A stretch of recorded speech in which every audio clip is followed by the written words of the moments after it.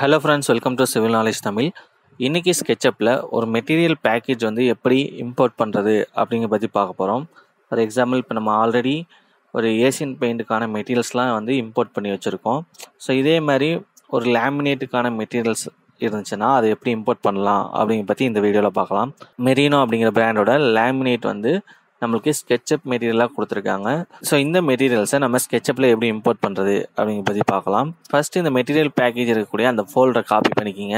Copy பண்ணிவிட்டு ஸ்கெட்சப்பில் மெட்டீரியலில் டீட்டெயில்ஸ்னு ஒரு ஆப்ஷன் இருக்கும், அதை கிளிக் பண்ணுங்கள். கிளிக் பண்ணிவிட்டு ஓப்பன் ஆர் கிரியேட் கலெக்ஷன் அப்படின்னு இருக்கும், அதை கிளிக் பண்ணுங்கள்.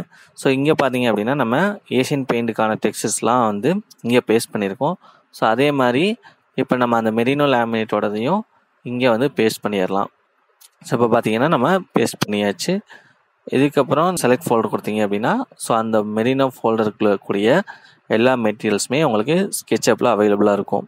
ஸோ இப்போ நீங்கள் ஸ்க்ரோல் பண்ணி பார்த்தீங்க அப்படின்னா நீங்கள் வுட் வரைக்கும் தான் நம்ம ஸ்கெட்சப்பில் டிஃபால்ட் இருக்கக்கூடிய மெட்டீரியல்ஸ். அதுக்கு கீழே இருக்கக்கூடிய இந்த மெட்டீரியல்ஸ்லாம் பார்த்தீங்க அப்படின்னா நம்ம இம்போர்ட் பண்ண மெட்டீரியல்ஸ். இதுக்கப்புறம் உங்களுக்கு என்ன மெட்டீரியல்ஸ் வேணுமோ அதை ஈஸியாகவே நீங்கள் அப்ளை பண்ணிக்க முடியும். ஸோ பார்த்தீங்கன்னா நான் இந்த வுட் மெட்டீரியல் எடுத்து இதுக்கு அப்ளை பண்ணால் ஈஸியாகவே அப்ளை பண்ணிக்கலாம். ஸோ இந்த மாதிரி நமக்கு தேவையான மெட்டீரியல் பேக்கேஜஸை ஈஸியாகவே ஸ்கெட்சப்பில் இம்போர்ட் பண்ணிக்க முடியும். நெக்ஸ்ட் வீடியோவில் வேற ஒரு இன்ஃபர்மேஷன் பற்றி பார்க்கலாம். நன்றி, வணக்கம்.